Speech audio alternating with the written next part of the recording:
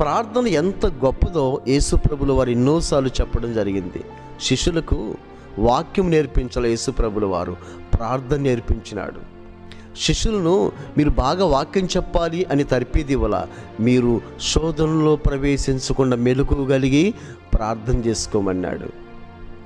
శిష్యుల్ని ఆయన రాత్రి వేళ అరణ్య ప్రాంతాలకు తీసుకువెళ్ళి, కొండ ప్రాంతాలకు తీసుకువెళ్ళి ప్రార్థన చేసుకోమని చెప్పేవాడు. ఒక గడి అయినను ప్రార్థన చేయమని చెప్పేవాడు.